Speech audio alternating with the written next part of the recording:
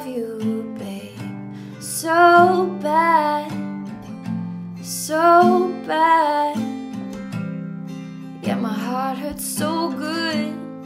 I love you, babe, so bad, so bad.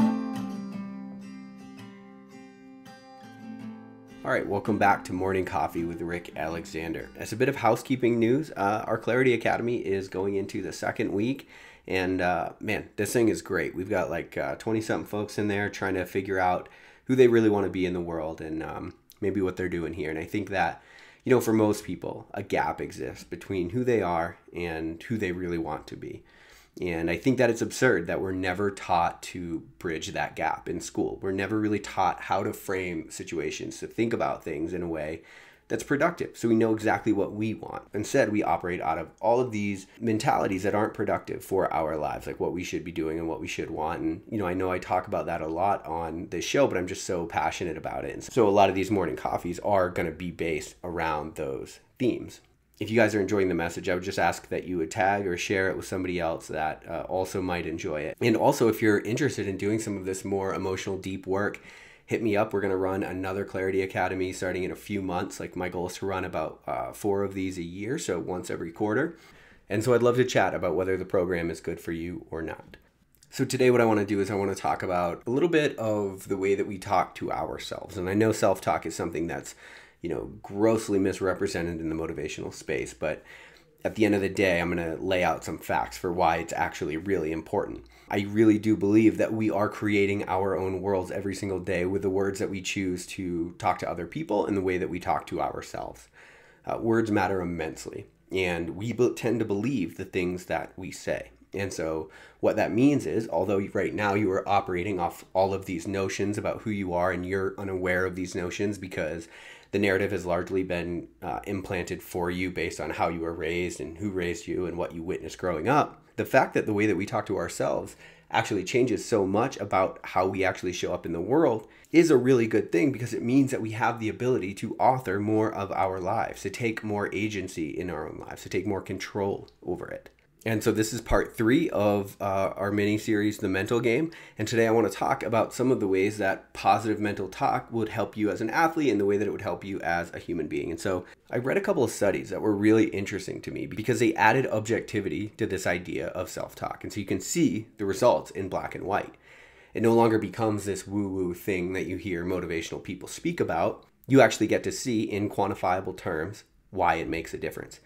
So in one study, seeing a smiling face, so basically these cyclists had to pedal until exhaustion, and they were wearing these glasses, and these faces were being essentially flashed in front of them at such a rate that it was like a split, like a millisecond. So you wouldn't even actually be able to see anything. And the reason it was like that is because they wanted it to be subconscious. They wanted the image to be processed on a subconscious level, outside of our awareness. And so what's really interesting is there was a control group. There was a group that saw nothing, a group that saw a regular face, but the group that saw a smiling face increased their cycling exhaustion by 3 minutes.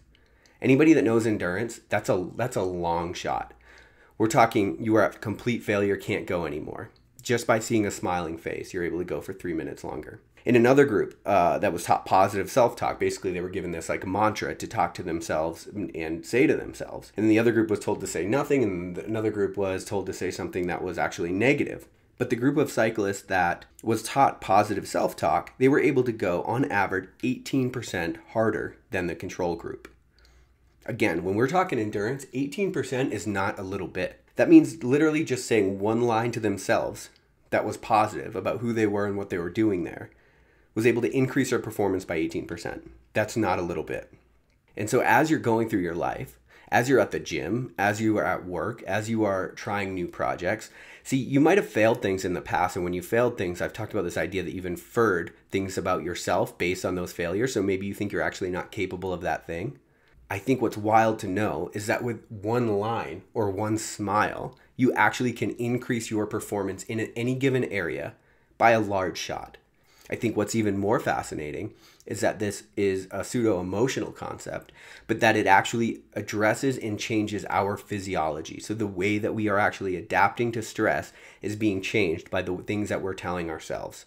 In my opinion, the significance of that can't be overlooked, because when we go through our lives, we tend to feel beat down by them. We tend to feel like our physiology is not shipshape. We don't feel the best that we could feel. What's interesting is we actually can influence our physiology by the things that we tell ourselves and the people that we surround ourselves with. So are the people that you surround yourself with, are they fucking frowning? Are they not happy? Are they not smiling? Are they not saying positive things? And then on the flip side of that, what are you saying about yourself? And what are you presenting to the people around you? Are you that smiling face that allows someone to go 3 minutes longer till exhaustion? Listen, in this world, we're all walking around on the brink of exhaustion. It's the culture that we've created. We never put ourselves first. We're always working towards something. We're always sacrificing who we are. At the end of the day, the fact that one positive thing or one smiling face can make such a difference in the actual way that our physiology shows up in this world, I think that's reason enough, in my opinion, to pursue that angle, to be that light for somebody, to be that person. And so I would encourage you to take stock of the things that you tell yourself, the things you tell other people.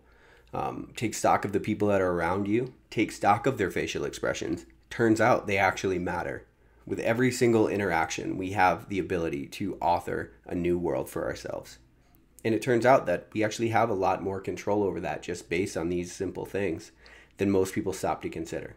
So don't squander that opportunity to help somebody else past the brink of exhaustion. I love you guys. I'll talk to you tomorrow on Morning Coffee.